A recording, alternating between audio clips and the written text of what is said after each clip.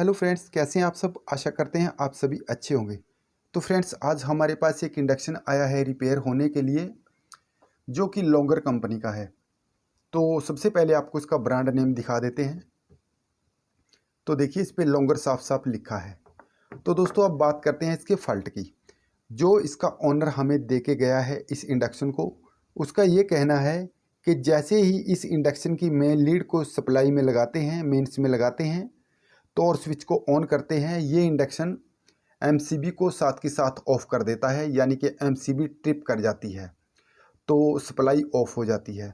तो दोस्तों, अब इसको खोलेंगे, ये तो खोलने के बाद ही पता चलेगा कि इसका जो फॉल्ट है किस सेक्शन का फॉल्ट है।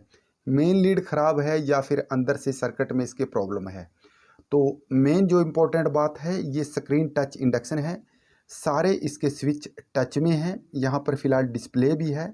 एक बार आपको नीचे से भी दिखा देते हैं।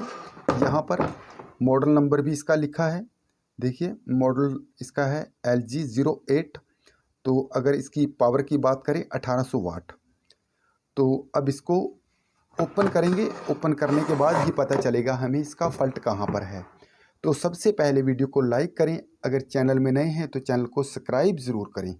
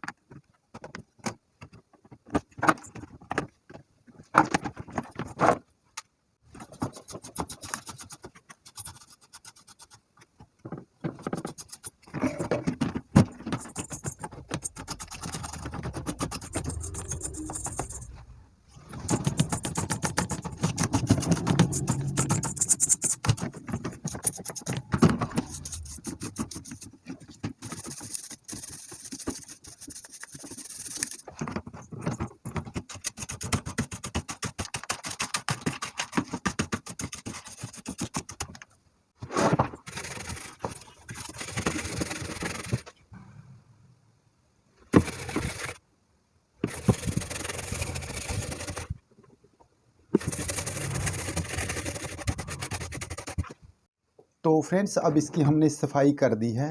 तो ये देखिए, बोर्ड हमारा जो है एकदम से क्लीन हो चुका है, यानी कि पहले इस पर बहुत डस्ट लगी हुई थी।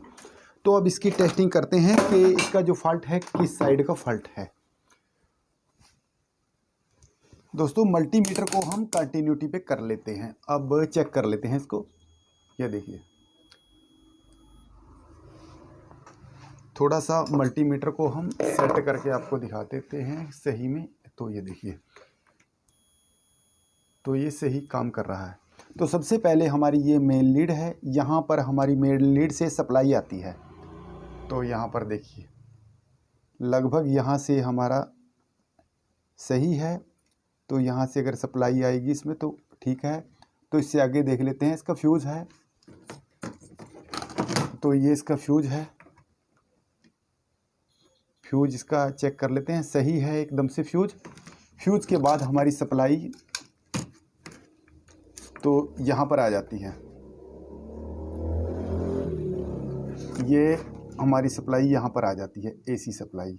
तो यहाँ से हमारा ये डायोड लगा है, तो ये बीच में आ जाती है। तो देखिए यहाँ पर, तो इसके बाद ये डायोड इस सप्लाई को डीसी में बदल देता है। तो ये हमारी डीसी सप्लाई है। यहाँ पर देखिए, डीसी सप्लाई हमारी शॉर्ट दिखा रही है। ये देखिए, डीसी सप्लाई हमारी शॉर्ट दिखा रही है। तो ये शॉर्ट कहाँ से है, तो यहाँ से आ जाते हैं, यानी कि ये हमारा हो जाता है जीएनडी। तो इस साइड में, यानी कि नेगेटिव भी कह सकते हैं आप, जीएनडी भी इसको कह सकते हैं। यहाँ से एक जंपर होता है, यहाँ पर आ जाता है यहाँ पर। तो इसके बाद ये हमारा आईजीबीटी है। तो इस आईजीबीटी को अगर चेक कर लेते हैं, तो ये आईजीबीटी हमारा फ़िलहाल इसमें शॉर्ट दिखा रहा है।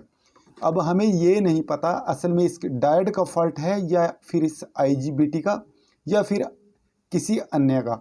तो सबसे पहले इस आईजीबीटी को हम ओपन कर लेते हैं। इसको ओपन करने के बाद में ही हमें सही में पता चलेगा। तो इसके स्क्रू को भी हम सबसे पहले खोलेंगे।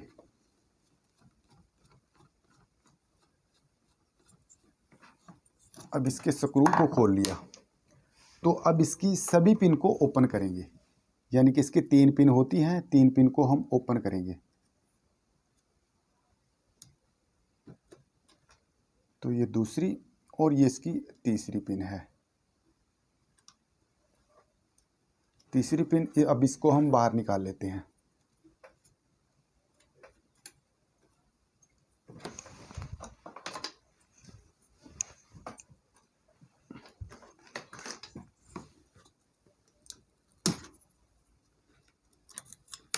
तो दोस्तों अब ये IGBT हमारा बाहर आ गया है। अब इसकी टेस्टिंग करेंगे। ये इसकी बीच की पिन होती है, इसको हम ऐसे टच कर लेते हैं बॉडी के साथ, देखिए। तो इसको ऐसे टच करेंगे तो ये देखिए यहाँ पर भी शॉर्ट और यहाँ पर भी शॉर्ट, यानी कि इसका IGBT है वो शॉर्ट हो चुका है। इसी की वजह से हमारी जो MCB थी वो ट्रिप करती थी। तो फिलहाल इसको हम रख देते हैं साइड में। अब यहाँ से दोबारा से देख लेते हैं कि ये यहाँ पर मल्टीमीटर के ऊपर इसके तीनों पिन यहाँ पर सही हैं। अब ये हमारी DC सप्लाई हो जाती है यहाँ पर, इसका मतलब हमारा डायोड जो है वो सही है। इस साइड से भी देख लेते हैं इसको। तो ये देखिए यहाँ पर सही है। अब इसको हम सप्लाई देंगे। अगर सप्लाई देने के बाद देखेंगे कि इसकी सप्लाई कितनी बनती है। ये हमारी मेन लीड है, इसको हम सप्लाई में लगा देते हैं। तो दोस्तों इसको हमने सप्लाई दे दी है इंडक्शन को। एक बार DC सप्लाई हम चेक कर लेते हैं। अगर हमारी DC सप्लाई सही हुई, यानी कि इसने कोई साउंड नहीं किया है, तो इसको 600 पे करेंगे। सबसे पहले तो इसको करेंगे हम 600 पे। यहाँ पर AC सप्लाई चेक कर लेते हैं आ रही है या नहीं। तो AC सप्लाई फ़िलहाल हमारी 260 वोल्ट इसमें आ रही है। तो अब हम करेंगे DC सप्लाई चेक। ये DC सप्लाई है। यहाँ पर हम ब्लैक प्रोब को लगाएंगे और यहाँ पर रेड को। तो कितनी सप्लाई हमें यहाँ मिल रही है,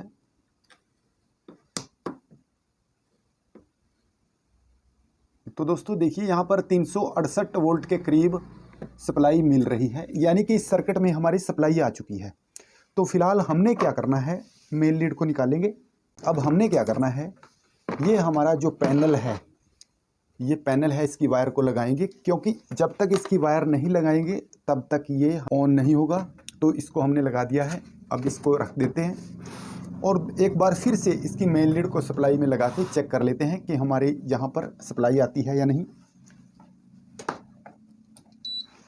तो देखिए फ्रेंड्स, यहाँ पर सप्लाई दिख रही है कि हमारा जो पैनल ऑन हो चुका है। फिलहाल यहाँ से इसको ऑन करेंगे तो ये ऑन हो चुका है।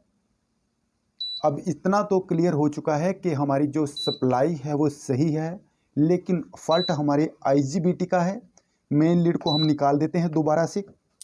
तो IGBT डालने के बाद भी ये वर्क करता है या नहीं, किसी भी बर्तन को गर्म करता है या नहीं, या IGBT साथ के साथ जल जाता है, ये तो पहले IGBT इसमें डालते हैं, इसके बाद ही पता चलेगा।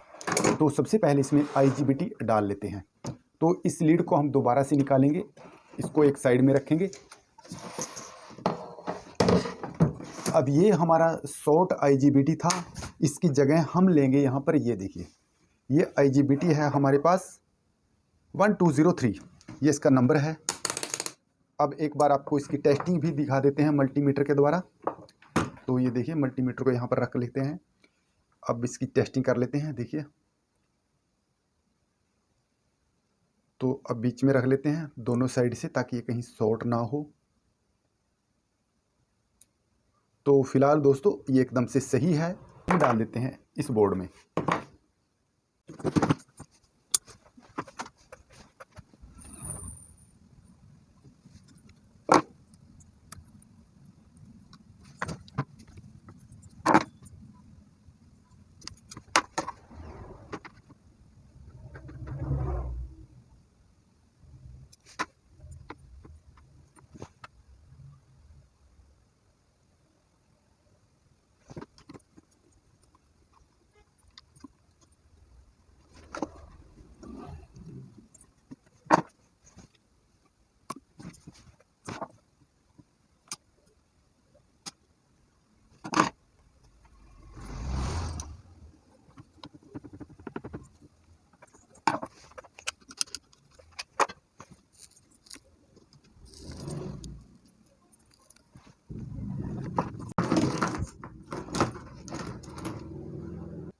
अब दोस्तों इसमें IGBT डाल दिया है। अब ये इसका सप्लाई का IC होता है। कभी भी अगर आपका इंडक्शन ख़राब हो जाता है, सप्लाई काम ना करे, तो इसमें वाइपर 12A डाला जाता है। 4 पिन एक साइड होती है, 4 पिन दूसरी साइड। एक साइड की पिन सभी की सभी इकट्ठी जोड़ी जाती हैं। ये हाई वोल्टेज के लिए यूज़ की जाती हैं। तो दोस्तों अब हमने इसमें IGBT डाल दिया है। अब एक बार इसकी फिटिंग कर लेते हैं, बोर्ड की फिटिंग कर लेते हैं।